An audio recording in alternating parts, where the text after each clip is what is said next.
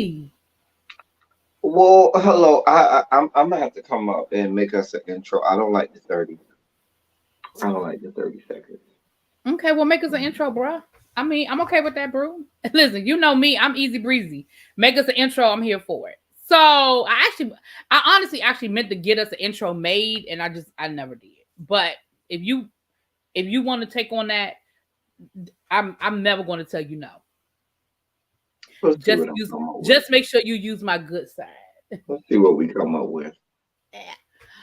So anyway, how you doing? Good. But Jessica, hey girl, where you been? I ain't seen but But Jessica. Jessica be sneaking up on us. Look at her. I Hey, know. Hey boo, hey.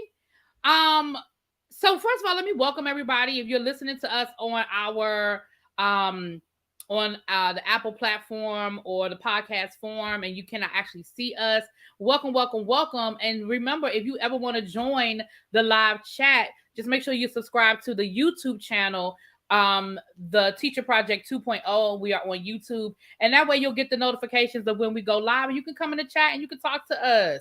You can also email us at the Teacher Project 2.0 at gmail.com in case you got some things you want to add, you want to ask, you want to contribute to the show. I thought I would say that at the beginning rather than the end because, you know, sometimes we be forgetting to say that. But how you doing, Dr. L? How are you, sir? I am wonderful, full of color, and very neatly done.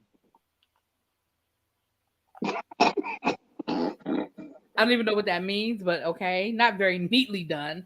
What's up, Ebs? Hey, boo. Um, Yeah. So listen, what a difference a week makes. I feel like we were just here last week. We had a nice show. I mean, we did bring up some things that we needed to talk about, but damn, it seemed like the day after we went off of we did our show. I remember I reached out to you. I said we might need to do an emergency show Mhm. because it was like the bottom fell out. It was just You like know, everything just said. because listen, Meanwhile, we're not talking about this today, but you notice the sweeping across the country is the lifting of mask mandates at schools well, we in talked blue about that and last. red states.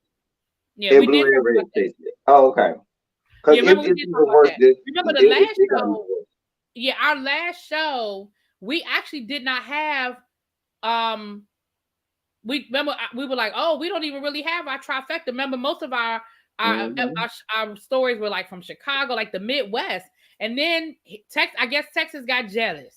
Yeah, Texas They said, said, oh, you weren't talking "Oh, about us, you think? Oh, hold my bit. Oh, you think they doing bad?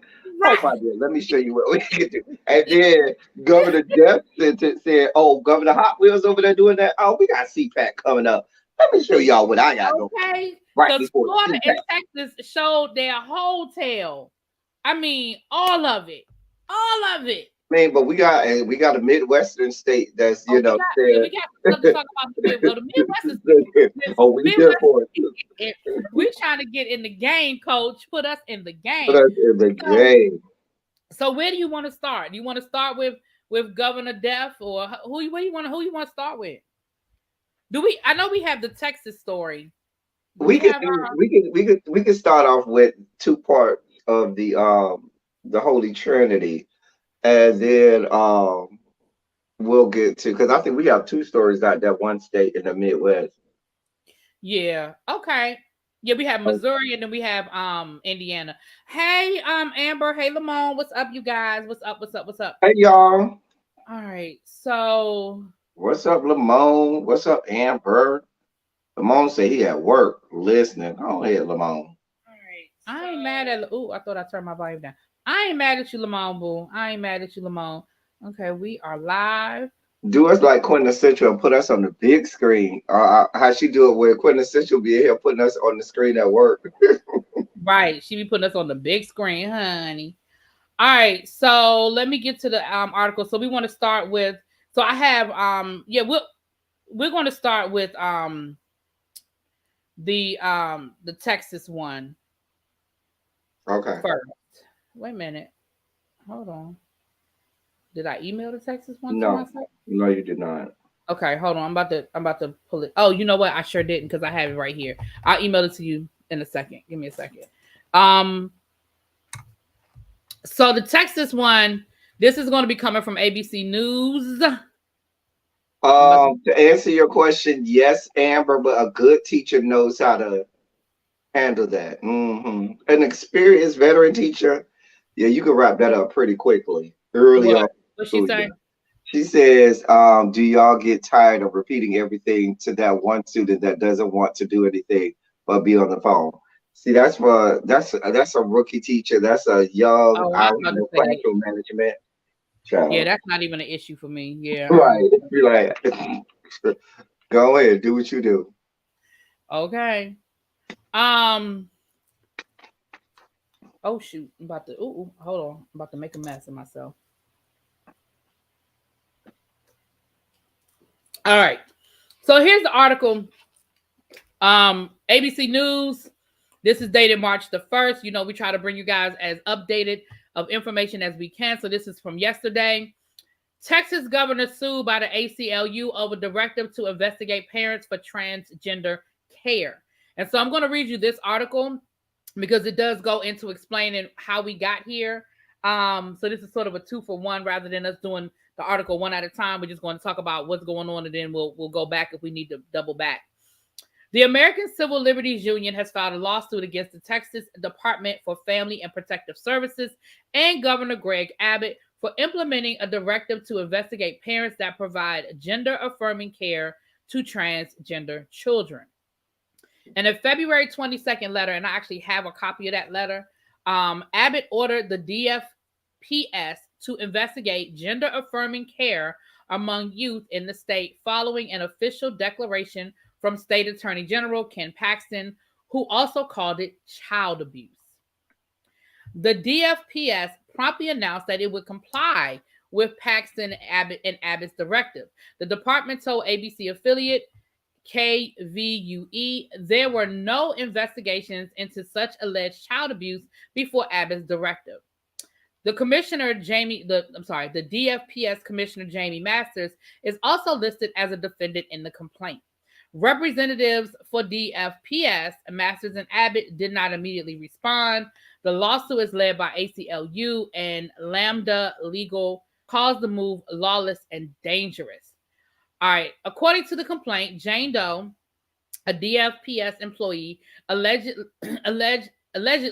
was placed on leave from her employment because she has a transgender daughter with a medical need for treatment of gender dysmorphia. Following the issuance of the Gender Affirming Care Directive, Jane Doe had allegedly asked for clarification from her supervisor about how the Abbott letter would affect policy, the complaint read. Jane and John Doe are the parents of 16-year-old Mary Doe, who is transgender.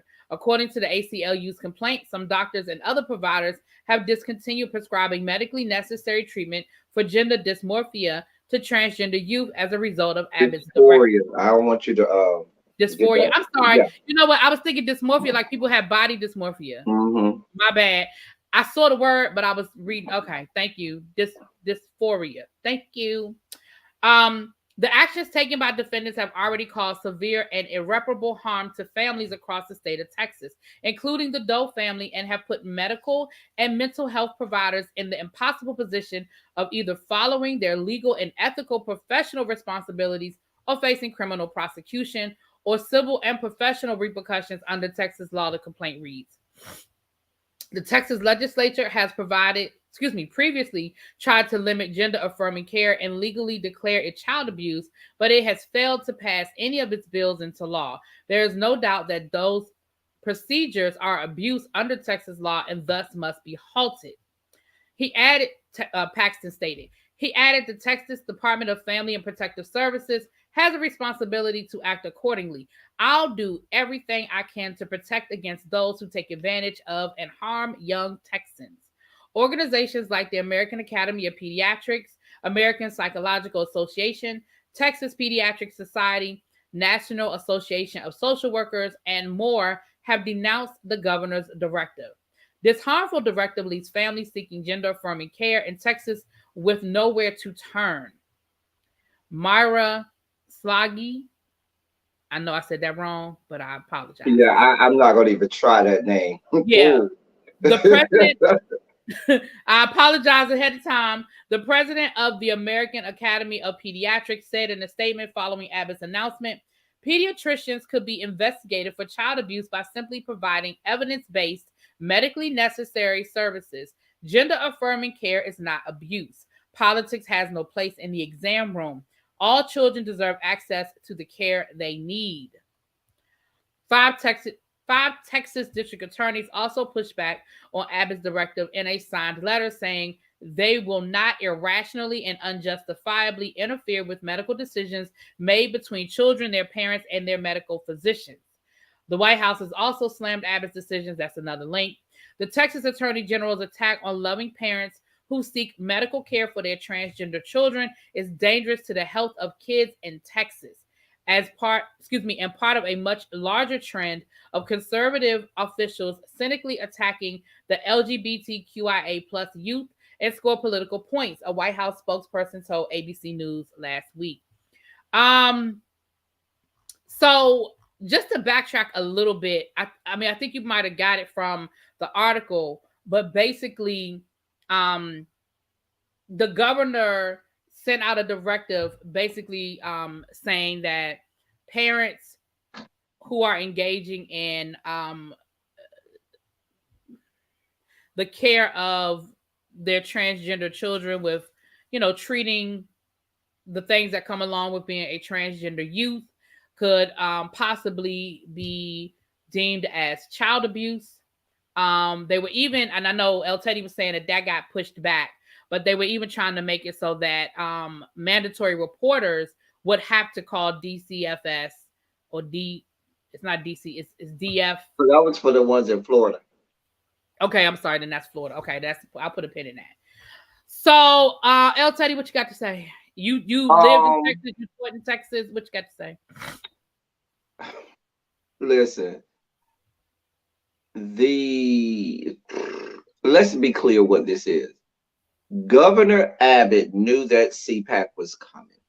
I spoke about this initially on the politics of it all on my channel. We talked about it.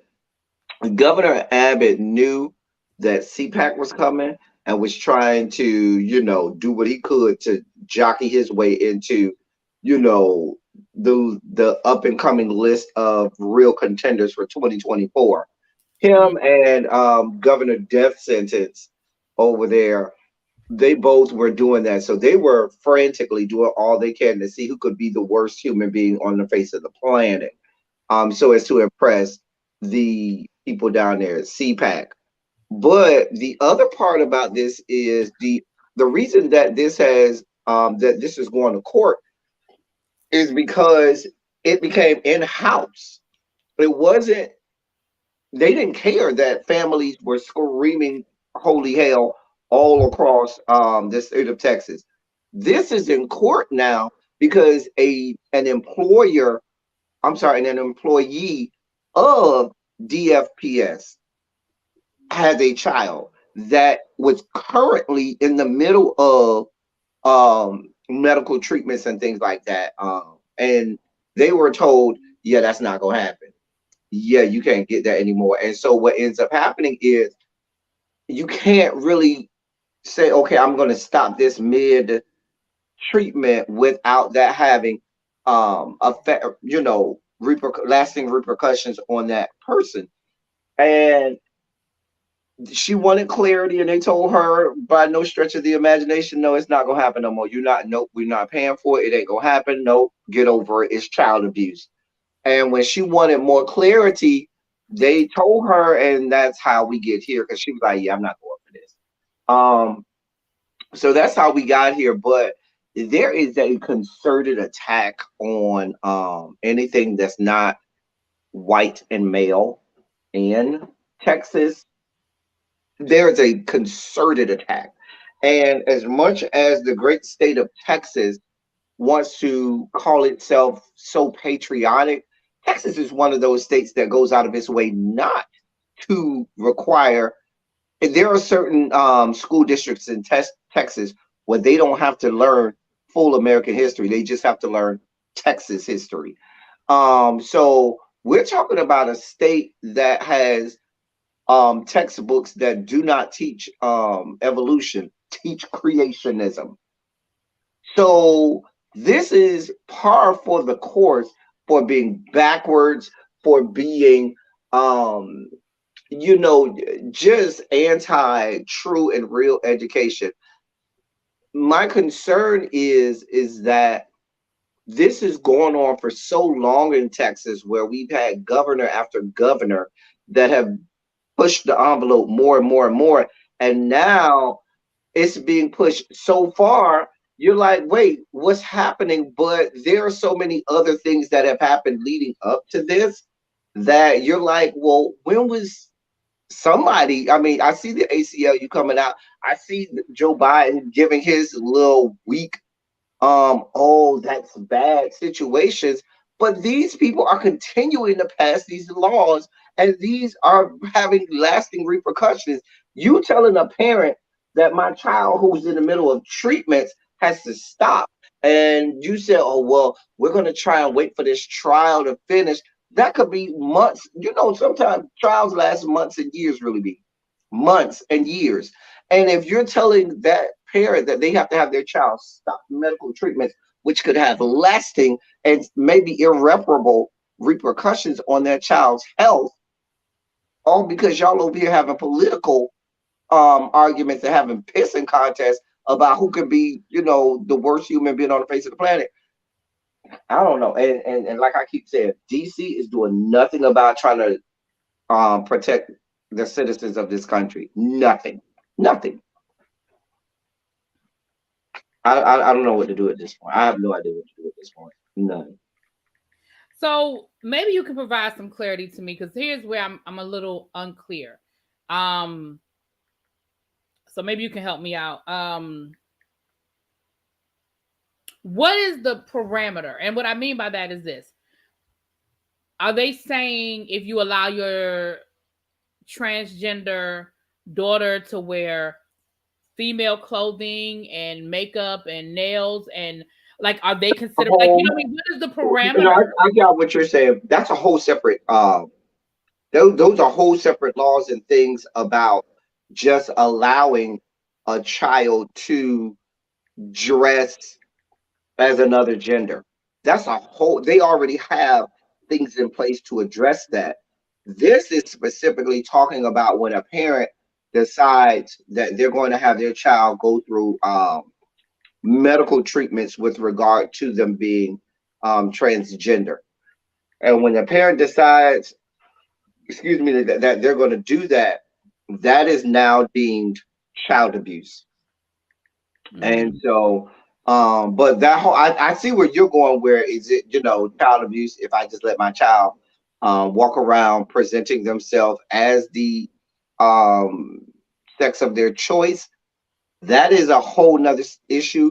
From what I understand, and somebody may have more clarity, that in itself is not necessarily the child abuse that they're talking about here, but Okay. there are rules and statutes and stuff in place for that within school districts around Texas that says that you cannot do that. And if that happens, then the school, now there are laws in place that says if that happens, the parent is informed, they're asked to come and, you know, get the child and so forth. And if the parent says that they are okay with it or they sanctioned it, or then that can be reported to DFPS and get started, you know, down a slippery slope. It's just a whole Yeah, mess. because again, and I'm not even trying to be funny, but like you said, like, where does that end? You know, where does it end? So the good news, and I know, like you said, lawsuits take a long time to snake through the courts. But, and again, I'm nobody's attorney. I didn't go to nobody's law school, but I feel like they were probably going to do a writ, do a injunction to try to halt the law while it's being litigated. I mean, this is Texas, so that don't mean it's gonna happen, but you know, but basically, the state of Texas is basically saying all we want is white men here. You want to get rid of women because you done already made, you already done infringed upon their uterus. Now you don't want the LGBTQIA community there, We already know you don't want the black people there. So at this point, all you want is white men. I don't know. I feel like that's all we want. And the thing about it is, what's so disheartening is we come here, we scream from the rooftops, we say, okay, let's do the things that it takes to make real change, to put people in place that are going to be advocates for the people. And then people go and vote against their own best interests. White women who voted against their own best interest. And then Right. what did Governor Hot Wheels do? Say, yeah, I don't care about y'all right to have control over your own bodies. Right. You know what I'm saying? Yeah, Or no, I another mean, case in well, point white women did is when they voted for Trump. So we do it we as know we that. did it as black people.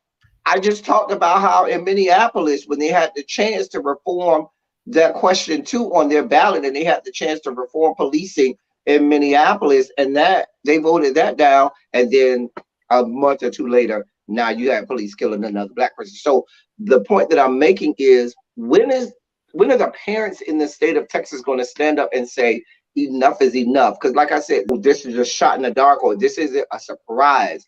There has been over the years, and it ain't just been 5, 10 over the span of about 20 years, because I think they got rid of evolution out of the textbooks in Texas. I know at least 15 years ago. I know it was at least 15 years ago. That's crazy. All right. Well, we will definitely keep you guys posted on that story. Um, this just came across my news feed. I'm gonna play this for you guys. It's the the headline reads: Governor Ron DeSantis scolds students for wearing face masks during his during his South Florida visit. So I'm just gonna let y'all hear this because I mean it's Governor DeSantis, so why the hell not? We gotta stop with it. Wear those masks. I mean, please take it off. Honestly, it's not doing anything. We got to stop with this COVID theater. So you want to wear it, fine, but this is ridiculous. All right. Well, it's good to be at USF. Wear those masks. So he went there for a photo op, and he proceeds to yell at the kids who chose to wear a mask during his visit.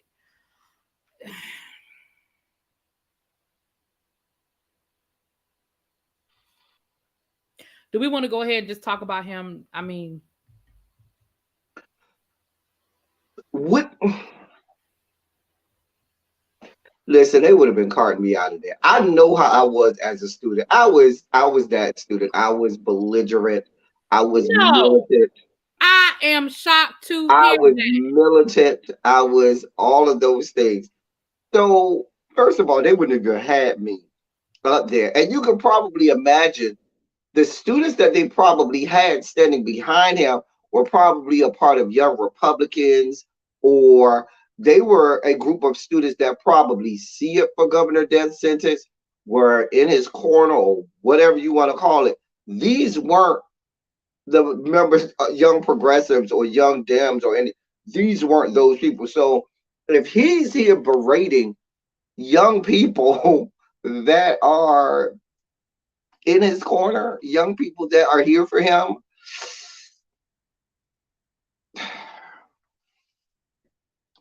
I don't know. I mean, what do y'all want me to do with that? I mean, this young man is doing everything in his power to outdo 45. You know what I'm saying? Like he wants to, be the one that says, "Oh, you thought 45 was bad? Where do you see what I got cracking?" You know what I'm saying? Like he's Where trying they get a load of me. right. Like he's doing everything in his power to say, "Oh, you thought that was okay." And from what I understand, he left CPAC last weekend as the front runner. That doesn't shock me though. It doesn't surprise me at all. I'm just surprised Governor Hot Wheels they do more to try to beat him, because this is what's going to happen. I mean, what next? What next? Because really, you know how these things go. When you have a photo op, those kids were in his corner. Those kids were the ones who were here for Governor Death Sentence. Right. Those and were the you're people berating them. Right. Those are the people that are supporting you, sir. Like, are you serious? Oh, well, we might as well finish up our trifecta. We always have. Let me give that update from Florida. Oh, go We ahead. I'm talked sorry. Go about how ahead. in Florida, since we're in Florida, they were trying to make an amendment to the Don't Say Gay bill, and they were trying to make the amendment to where it will force teachers and administrators and faculty members to out a student and force them to tell a student's parents about their orientation or force them to out them. And so that amendment did not pass. The bill is still on making its way to the governor's desk. Don't be fooled. But that particular amendment did not to the bill did not pass. Ciao, ciao. So the trifecta, we know when we talk here, the trifecta is Florida, Texas, and either North Virginia or Carolina. North Carolina. So we have a Virginia story today. And it's along the same ballpark. So let's get to it. Virginia, this is dated February the 9th. So this is a little bit older, but it's valid. This is coming from the Daily Citizen. Virginia Senate passes bill requiring parents to be notified of sexually explicit content in the classroom. Virginia Senate passed a bill requiring that parents be notified if a teacher uses instructional material that contains sexually explicit content. The Senate approved the measure on Wednesday in a 20 to 18 vote. National Review notes the bill passed the Virginia Senate, which has a small Democratic majority, in a bipartisan fashion when two Democratic members joined with the Republican members to support the legislation. No surprise there. It is still Virginia. The bill now heads to Virginia's GOP-controlled House of Delegates, where it's expected to pass. Of course it is. The bill, dubbed SB 656, requires the Virginia Department of Education develop and make available to each school board model policies for ensuring parental notification of any instructional material that includes sexually explicit content. Virginia State Senator Bill DeSteff, a sponsor of the bill, said, debate over it. I'm not trying to ban anything or burn anything. All I want to say is let the parents say it's okay for their child to see this. Over the past several years in particular, we've seen states and local school districts adopt policies harmful to young students. The state of Illinois, for example, passed a sexual education bill that mandates kindergartners be taught about gender identity, while students in 3rd through 12th grade, be instructed in abortion, contraception, masturbation, and sexual orientation. Chicago Public Schools, the third largest public school system in the nation, opted to eliminate all sex-specific classrooms in every school and replace each restroom signage with more inclusive language, so it's clear that all restrooms are open to use by anyone who feels comfortable. In Loudoun County, Virginia, a teacher with the Loudoun County School District was fired after refusing to use students' preferred pronouns. The teacher was reinstated after winning a legal battle with the district. Also in Loudoun County, parents showed up at their local school board meetings to speak out against books available in school libraries that introduce young children to sexual issues such as homosexuality and cross-dressing. We're not even going to talk about that language being inappropriate, but okay. Are laced with profanity and graphic descriptions of sexual activity.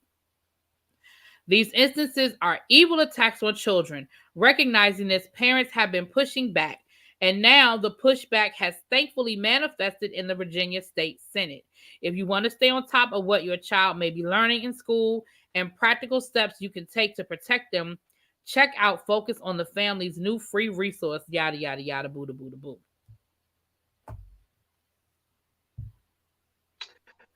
You know what's so full circle for me? Remember, even before we started Teacher Project, when you and I would have conversations about the changes that were going to start happening across the country with regard to LGBTQIA and pronouns and bathrooms and stuff like that. This Mhm. was maybe about 3 years ago or somewhere around there. And then when we did on here, remember we did the gingerbread person Mhm. um, on here. We talked about some of the things that were coming. And so now that this stuff is here, people are losing their minds. They don't have any grip of on how um to how to deal with any of this. You know what this reminds me of just a little bit? It's not exactly the same, but my grandmother used to tell me when they started to segregate restrooms and stuff like that. And she said she remembered the first time she went into a restroom that was all white. And when she walked in, these white women were like, I'm never going in that bathroom again. I can't believe they want me to go to the bath.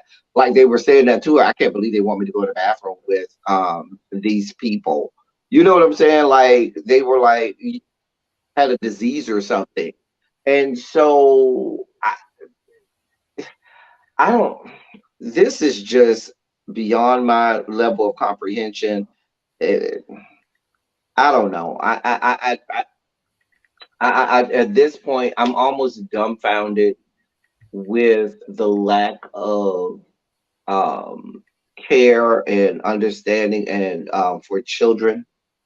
Like there's just literally no understanding for the children at all. None at all. Like just take them all out of it. Now the sex ed part of it,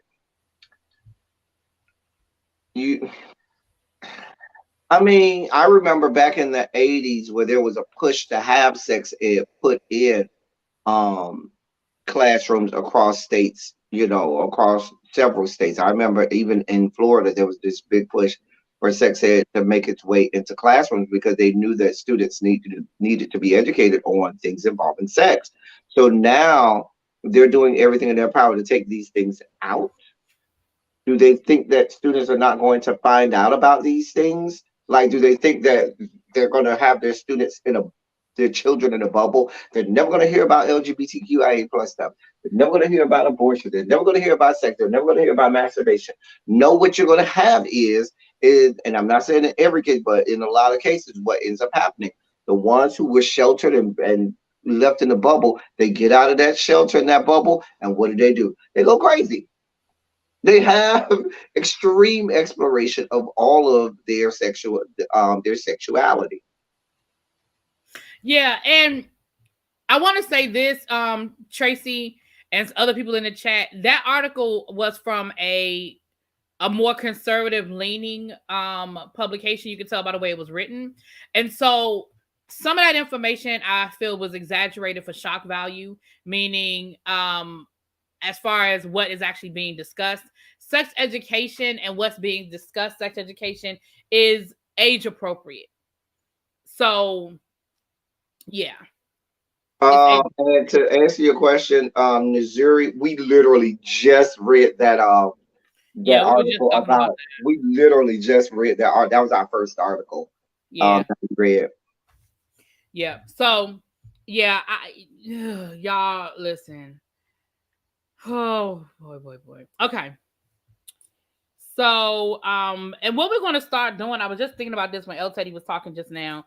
A lot of times he does overlap these stories and his politics of it all. We're going to start putting the links to his videos in the chat when we're kind of cross covering these stories, because on his politics of it all, he covers them, but he covers them more from here we're kind of looking at things from more of an educational, like how it affects teachers and educators and stuff. But on his channel, when he does it over there, it's more from a political point of view, so you guys can understand the players, and he digs deep into who's doing what.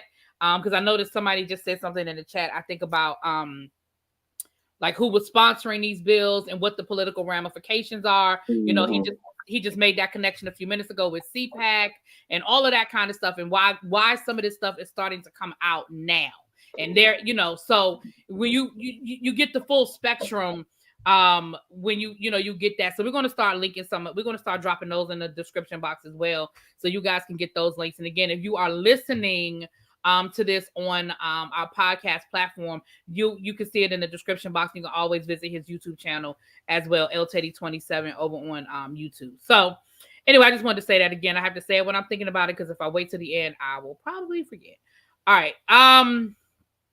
Why these southern states so ass backwards? Now, no wonder Northerners and others be looking at them crazy. I know they truly shame their Democrat and progressive minded residents if their states. Well, I hate to be the one to say this, Lauren, but it ain't just the southern states. It's so late. It ain't just the southern states. It's so late. We just did 3 stories from Chicago last week, so it ain't Right. just the southern It states. ain't just the southern I hate states. to be the We one got to tell some. you. Yeah, we got some northern states this week that are doing some things too. Yeah. And that was a great transition. It was. Right. Great transition. All right. Well, now let's hop one over. We're going to hop one over to Indiana. We actually have 2 stories in Indiana. I have to find the link for the other one, but we'll talk about this one. Can parents see lesson plans already? So here's the thing. Again, like we always tell you guys, it's a state by state, county by county thing. So I can't give a blanket yes or no. I can speak to my experience. Everywhere that I have worked, there have been there's a curriculum. Can you ask to see my lesson plan as a parent? Sure. You know, is there a mandate that I have to post it somewhere publicly where parents can go and review it? Yeah, not so much. Not where I have worked. Now, that doesn't mean that there aren't any places where that is the mandate. But where I've worked, we haven't had to put them somewhere where parents can come and see them. However, if a parent ever asked me, hey, what are you guys going to be learning? Yeah, I mean, but we have And let's be clear. Also, to that end, lesson plans do need approval. You do need, in most places, you do need approval for lesson plans. You are supposed to stay within the parameters of state standards and benchmarks, and your own district's scope and sequence or curriculum mapping or whatever they have in place. So teachers are asked to stay within that. They do have outline what topics and subjects. They don't have specificity with how you do that. They do give teachers that leeway, but even within that, teachers in most areas that I know of, I know all the places that I've been in, most of the people I know, they do have to get those lesson plans approved by someone on the school site level, be it a department chair, be it AP over curriculum, or somewhere, somebody needs to say, yeah, that's good, because there has to be somebody overseeing, otherwise, that, and in places where they're not doing their job, that's how you end up with these stuff that you hear about during Black History Month, where they're asking kindergartners to get into the slave pose, talking about that's yoga, mimicking the posture that slaves were in slave ships, because they don't have any oversight and nobody's looking at these lesson plans. Now, let's be clear. These things sometimes fall through the crack because, people on the school site level are very overwhelmed. If you're an AP, you're probably extremely overworked and overwhelmed with a lot of things that you have to do. Even department chairs are overwhelmed and overworked with a lot of stuff they have to do. So sometimes things do slip through the crack. And sometimes you might say, oh, I know Mr. or Miss so-and-so, I trust them. That's fine. Girl, go ahead. I don't have that kind of time. And so there may be some things that slip through the crack that way. Hopefully that added some clarity. Yeah. So actually, we'll start with that article, and then we'll move over to the second article in Indiana. So both of these are coming out of Indiana. This is coming from Ed Weekly. This is from February the 10th. Bill could require posting a year's worth of lesson plans. Teachers aren't happy. Who should have more oversight over what is being taught to students, teachers, or parents?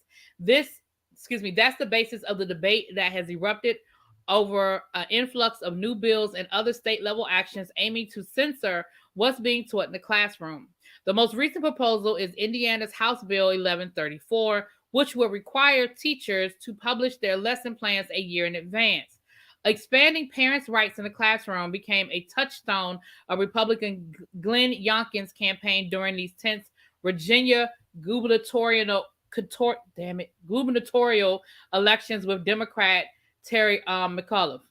In an election debate with Youngkin last September, McAuliffe said, "I don't think parents should be telling schools what they should teach." The huge backlash to his remarks demonstrated the growing impact that parents can have on high stakes elections. The Indiana bill joins a number of proposals in at least 10 states that will require administrators to list every book, reading, and activity that teachers use in their lessons. Teachers expressed their outrage on Twitter over individuals with no classroom experience making decisions about their classroom practice. It goes on to just list a bunch of tweets. I'm not going to read all of the tweets. Um, Many teachers pointed out that this is not new. Most classroom curricula are already public. Teachers do hand out syllabi. Libraries do have open access to the catalogs. This is assuming that there is an adverse relationship when there isn't one, said Deborah Caldwell Stone, the director of the American Library Association's Office for Intellectual Freedom.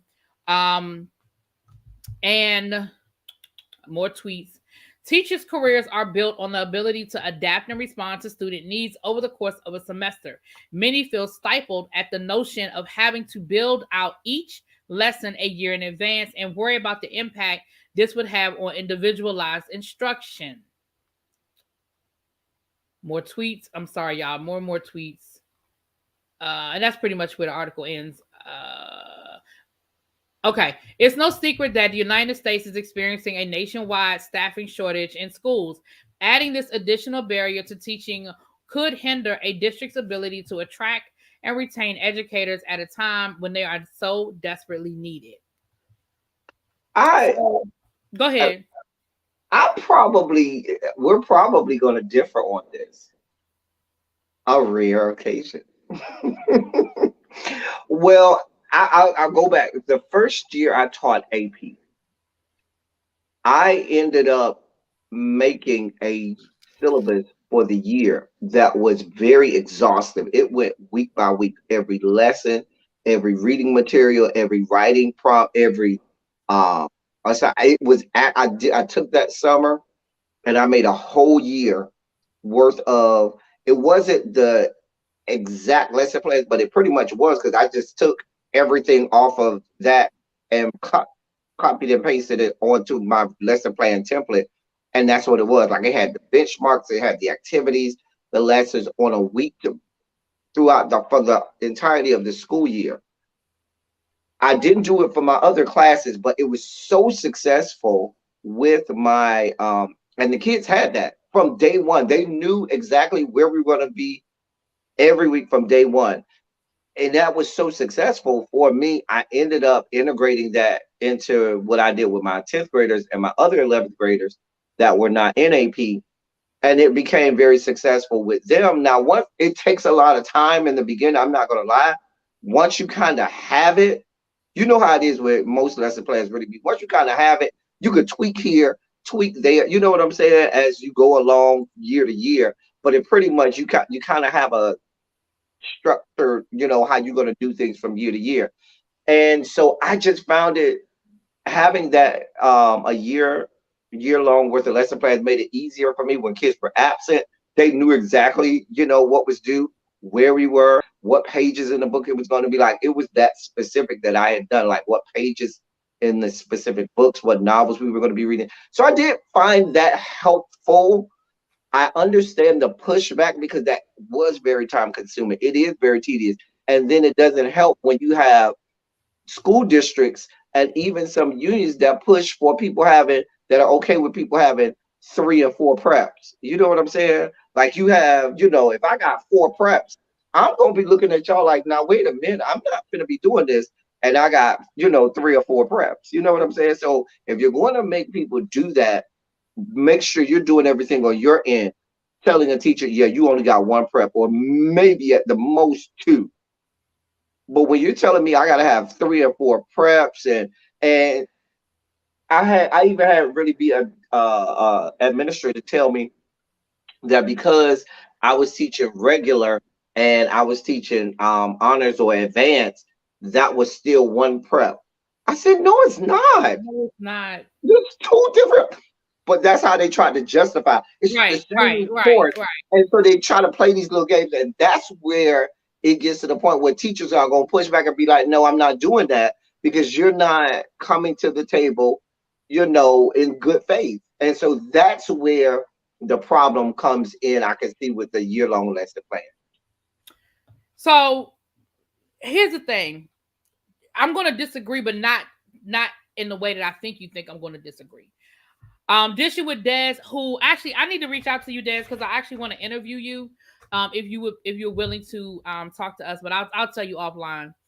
Um, Des says it's not the publishing that worries me. It's the parents being able to opt out of lessons and teachers having to supplement those students still. That's my pushback. My pushback isn't the lesson plans because I'm gonna be honest with you. At this point in my career, I probably have so many lesson plans that if I had to put together, I could Yeah, probably do it. be like, Yeah, yeah, I could probably put together. I mean, I actually yeah. have, I'm old fashioned, so I actually have notebooks of printed out lesson plans. I have jump drives full of lesson plans, and that's because that's because I've been doing this for a while. A first year teacher, it would be Really? very.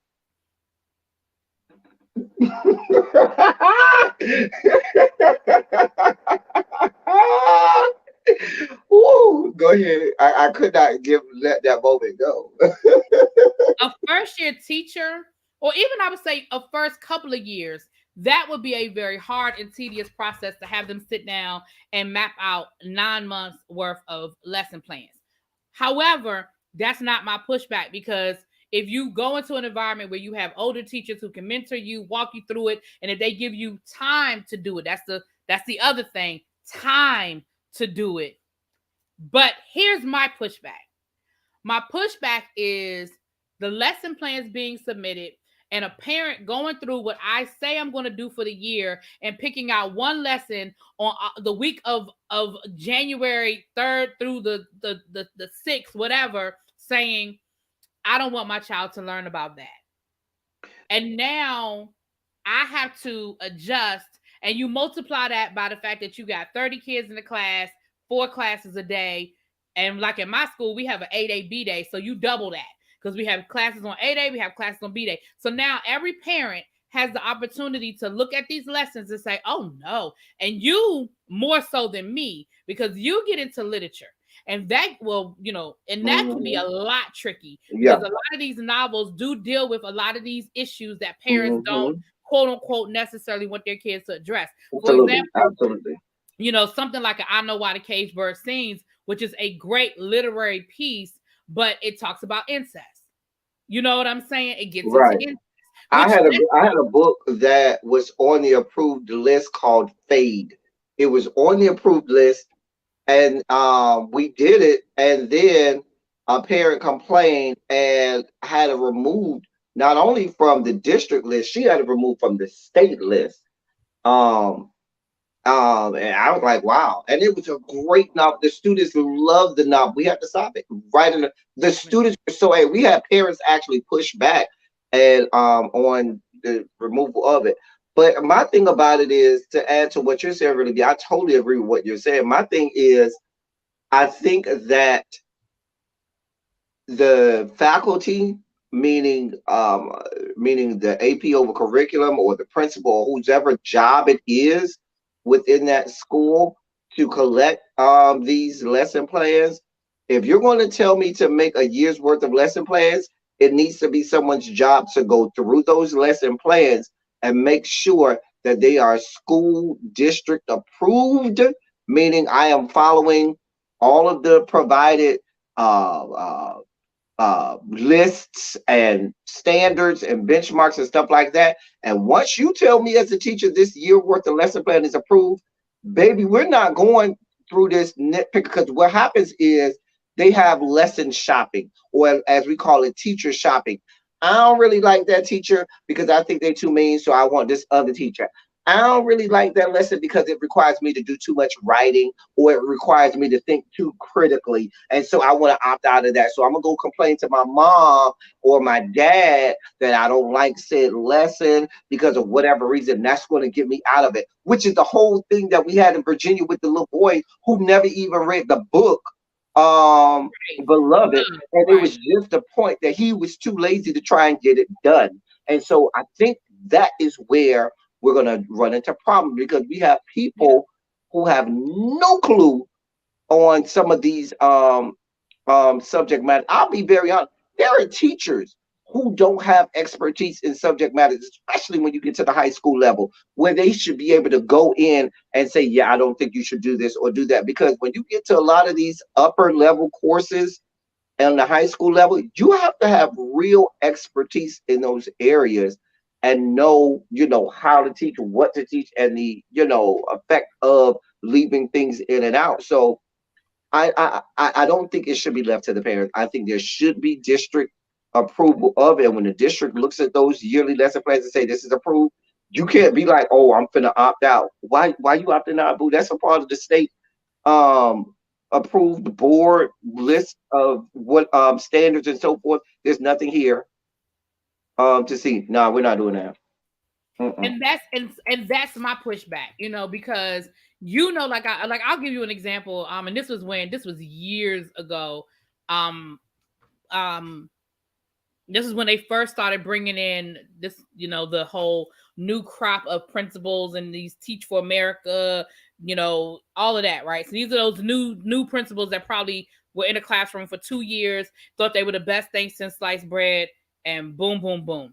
So Or the Abbott Elementary principals, the ones who get hired right off the yeah, street this to is be a right. principal So we and had a never taught teacher, before. That kind right? of situation. Exactly. So we had a teacher at my school, and this is she was an English teacher. She was doing "I Know Why the Cage Birds Sing." I think that's why I thought about that, because I remember this particular incident. The book was on the approved list for her grade level. When she was getting ready to do the book, she sent a letter home to the parents. She had the parents sign, saying, "Listen, this is the book. This is what we're gonna." She did all of this. She sent the lesson plans home. She sent the book. She told them what the book was, she told them this book covers these topics: racism, incest, da da da da da da da da da. Like, it covers these topics. If this is something you're not comfortable with your child, please sign. Let me know. And the sheet had a check yes, check no kind of thing. And your child will be given an alternative assignment. Please let me know by such and such a day. So what ended up happening was, she gets about halfway through the book and a parent complains. Now, mind you, administration knew, because she was a new teacher and she was being observed as a new teacher. So administration comes in her room to observe her, to see, what's going on in the class, because I've got a call from this parent saying she's teaching my child X, Y, and Z. The administrator, because the climate we're dealing with, the administrator sides with the parent. Mm. And she's showing them, "Listen, the parent signed off. This is the letter that went home. The parent signed off." I'm telling you, I And had the exact same thing in the book that I was telling you about. The right, exact same exactly. thing. And so that's my problem. That's where my pushback is. Again, like you said, it's not about, yeah, is it a pain in my ass to do? Because listen, you talking to the person that I can't tell you what I'm going to be teaching in 2 weeks. I can tell you what I'm going to be teaching because I Like, have a curriculum, this is for but I people don't in the have a chat that lesson are not plan. teachers. People in the chat that are not teachers, the bane of teachers' existence is two things: lesson plans and grades. Those two things are probably some of the things at the top of the list of about the job. Lesson plans and goddamn grades. But really and that's standard as an English teacher, especially if you're teaching anywhere from middle school on up. If you are teaching a novel, you send a letter home. That letter tells at the beginning of the school year, I send a letter home with every novel you're gonna need for the whole school year. I say these are the topics that are uh, approached in this novel. This is where you can purchase a novel full price. This is where you can purchase it at an economical price. If you want your child opted out of this novel for whatever reason, please check here. If it's okay, sign here. You know what I'm saying? They will be I given an know. alternate assignment. That is standard. So I know And so exactly that's the because problem. And like I know, that's what's going to end up happening.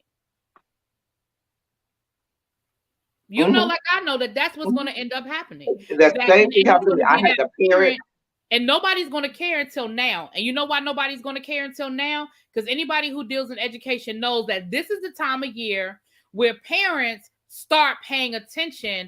Because why? Because first quarter is done, second quarter is done, and we are almost at the midpoint of third quarter. And now is the time And we where should have not parents let us start say that paying your attention. child might fail my class. We just sit at home. Exactly. Your child is in jeopardy of failing this entire course. That's what we should Exactly. have known. So I'm yeah, glad so you that, didn't go to Teach for America 2K, or we might be talking about you. well, if you went through Teach for America, my apologies, but that leave a bad taste in my mouth. So I'm just, and it's no disrespect because everybody get it how you get it, but that's just I how. mean, I've met some people who have turned to be great teachers from Teach Absolutely, for I have. I absolutely America. have. I absolutely have. I absolutely have. So that's just if that's what that is. All right, let's hurry up. We have two more stories. We have a feel good. We listen. You guys said, listen, can y'all end on a feel good story? So we We have do one have more a feel story. good story. Right. So we have one more story to discuss, and then we have our feel good story because we listen to y'all.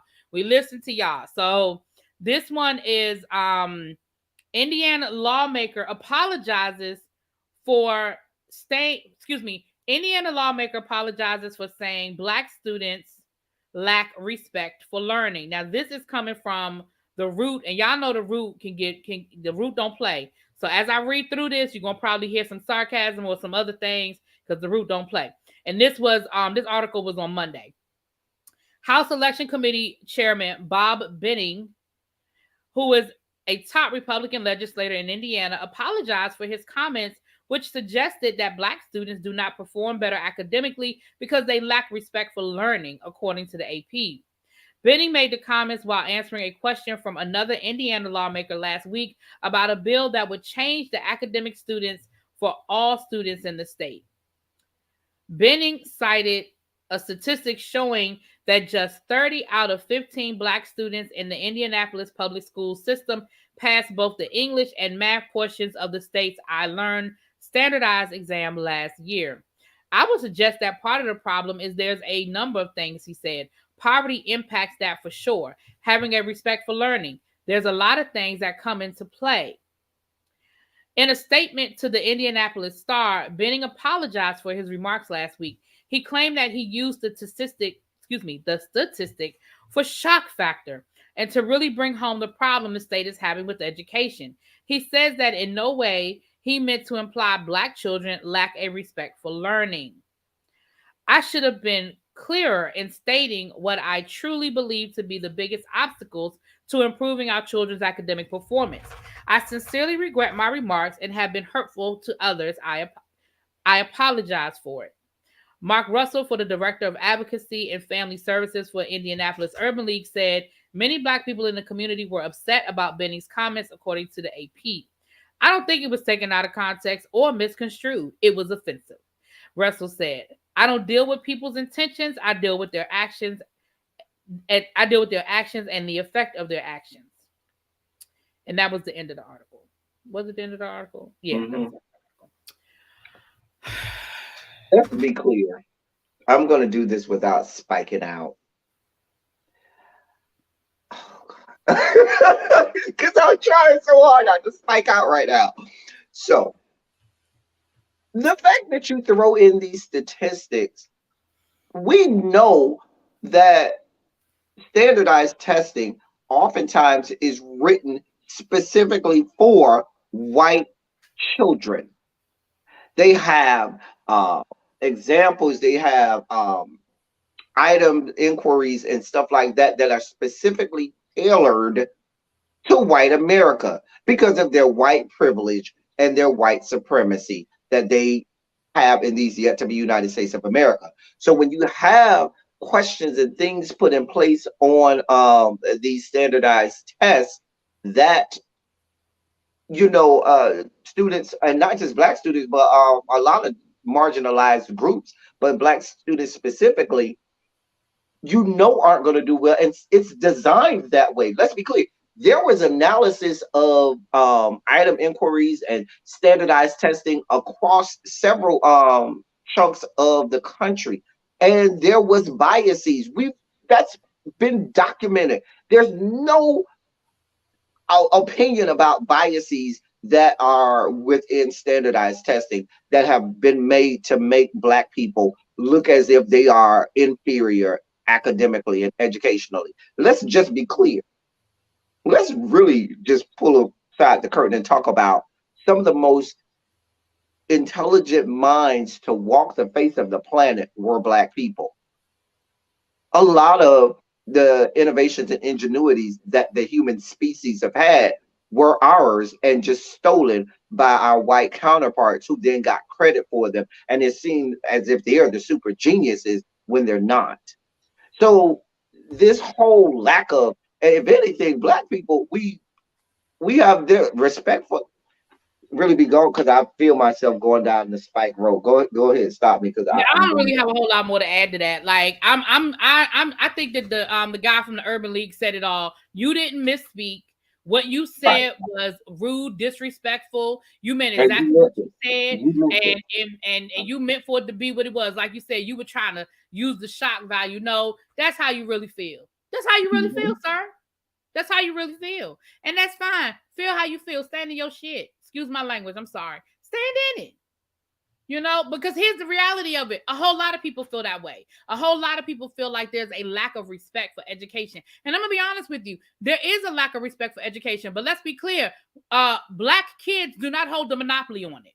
Right. It's all kids. If you leave it to any kid, white, black, blue, or purple, do you want to be here doing this lesson? No. Because kids Yeah. want to go and Black have kids do not fun. hold the monopoly on a lack of respect for education. And it ain't just the kids either. The adults, we just had a whole article. I mean, this whole episode really has been about adults having a And problem not kids. with, right. It's not the kids.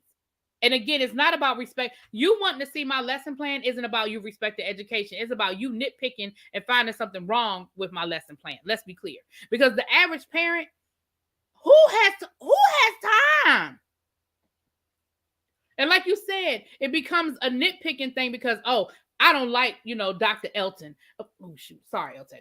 I don't like Dr. L. I don't like him. So now let me go through his lesson plan and let me find everything wrong with what his lesson plan could possibly be. Same thing with me. Oh, I don't know. She done made me mad now. Let me go Hmm. through. Perfect example. Right before we went live, I had to call a parent early today. Long story short, project was due. Kid didn't do the project. He's in danger of failing. He's in trouble. Called the parent to say, hey, just giving you a heads up. He has until Monday to do the project. He basically told me he wasn't gonna do it. He would take the F. I just thought I'd let you know that's gonna hurt his grade. Parent emailed me. Literally, I got the email right before we went live and was like, because she was like, oh no, oh, he gonna do that project. Oh no, no, no, no, no. We're gonna get on it. And so she just emailed me and was like, can you send me the instructions and the rubric and everything? I was like, no problem. Do. It never once occurred to me that she wants that information to try to find something wrong. She wants that information to support me, to help her child, and to help me help her child. You know what I'm saying? So it's never about, do I have a problem sharing it? It's about the intent. Hmm. And so that's what I need people to understand. You're never going to hear, well, I ain't gonna say never, never's a strong word, but on average, you're not going to hear a teacher complain about help. You're going to hear a teacher complain about you nitpicking what they're doing. All right, last story, y'all, because we try to keep y'all to an hour and be respectful of everybody's time. So we're gonna make this one down and dirty quick. But we told y'all we would start bringing y'all some feel good stories. So we're gonna always try to end with a feel good story. And don't forget, you can always send us articles, stories, questions, things of that nature. We're gonna start adding some interviews and bringing some other people on and uploading some other content. But y'all make sure y'all hold on tight now. You hear? All right. This is coming out of Missouri, so another Midwest story. This is also coming from the Root, and this is yesterday at 10 a.m. So this was yesterday's updated yesterday, March the 1st. The American Civil Liberties Union filed. I'm gonna read you the headline. Sorry. Missouri School District reverses ban on Toni Morrison book following lawsuit. The American Civil Liberties Union filed a lawsuit against Missouri School District Wentzville on behalf of two minor students over the removal of books from the school libraries. After receiving backlash from taking a Toni Morrison novel off the shelves, the board voted to bring the book back. The Wentzville School Board have reportedly voted permanently to remove, to remove 8 books, including The Bluest Eye by Toni Morrison and Invisible Girl by Lisa Jewell. One school board member, Sandy Garber, had defended her vote against The Bluest Eye by claiming she was protecting children from obscenities such as pedophilia, incest, and rape. According to the American Library Association, Morrison's novel was in the top 10 list of most banned books in 2020. Golly. After receiving criticism for making Morrison's novel off the shelf, taking Morrison's novel off the shelves of high school libraries, the school district reversed its decision, reported NBC. The board's vice president, Daniel Bryce, said there should be tightened policies regarding some books, that the parents had the right to request some books being unavailable to their kids. I don't know if I read that weird or if it's written weird. This is welcome news, but the fact remains that 6 books are still banned, and Wentzville's policies still make it easy for any community member to force any book from the shelves, even when they shamelessly target books by and about communities of color, LGBTQ people, and other marginalized groups, said Anthony Rothert, director of integrated advocacy of the ACLU Missouri.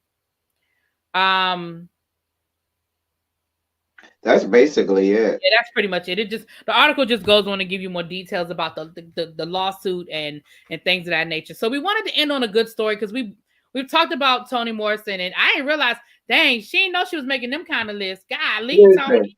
The Bluest Eye should not be taken off because of all of those topics. It's taken off because it's such a hard read. Like, it is literally a very hard read. Well, in my opinion, all of Toni Morrison books are the easiest. I haven't read all of her books. To be fair, I have not read all of Toni Morrison's library, but for me, I've read 3 of her books, and out of the 3, I've started about 5, and I couldn't finish 2 of them. But out of the 3 that I completed, to me, the easiest read was Songs of Solomon. That's the easiest read. All of her, to me, her books are very challenging because you're right. And The Bluest Eye ain't even but 100 pages long, I don't think. But it is a hard struggle to get through The Bluest Eye. It is absolutely hard. Will. And let's be clear, you don't get to The Bluest Eye until 12th grade. If you are somebody who is doing The Bluest Eye, I'm not going to even say an 11th grader in AP, because 11th grade AP is Lang, which is all nonfiction, not lit. So you're not going to hit The Bluest Eye probably to 12th grade. Mm-hmm. And even then, you talk about kids that are 17 and 18-year-old who can go down to the freaking movie theater and get it even rated R NC-17 and see far that's worse. What somebody said in the chat earlier. I think it was Volvo said these would be the same parents that are letting their kids watch Euphoria. Right. Where you got peen all over the place, all over in your face. Like, here's the peen. Right. They're probably watching all the Love and Hip Hops, and come on, stop playing with me. Miss me with that. So you guys, we thought, but the good news, the bad news is there's still books that are banned, and the fight is still continues. The good news is we got The Bluest Eye back. Okay, that's the good news. We are in the process of getting books put back on this channel, which is good. Right. And as always, first of all, I want to thank everybody who was here. I want to thank everybody who has shared us, talked about us, who keeps coming back to support us. What I want to say to you guys is this: what we always say at some point during our show, we always say, even if you do not have children, there's a way that you can get involved on a local level with what's going on at your school boards, what's going on in your communities and your neighborhoods. Seek it out, find out, and see how you can help. We, again, wherever you live, there's probably something going on in this current climate. And then I'm going to be quiet, let El Teddy speak, and then we're going to shut it down. Well, definitely, we want to thank you all for being here. Once again, I want to echo my partner in crime's sentiments. We definitely thank you all for being here. Listen, we there's a lot going on here, and it's so funny because a lot of this ends up tying into politics, and we may have to do a whole as we get into primary season, because the midterms is going to be all education. That is going to be the Republicans' linchpin in in this midterm election is education. So we may be doing some political stories, which I like, but but we have to do that. And so I say that for this reason. The stuff that we talk about here involving education will also permeate into other aspects of our lives, because it is becoming so political, because it is becoming the foundation by which some candidates, launch their campaigns for whatever office it may be. So we do need to be concerned with what's going on and be keep our eyes and ears on this stuff. So we'll try to be, ahead of the curve. We always try to be, forward thinking and having foresight in some of these things and bring you things before they hit mainstream media. So that's all I have. It's been fun. We'll be back real soon. Thank you all. Peace. Dun, dun, dun, dun.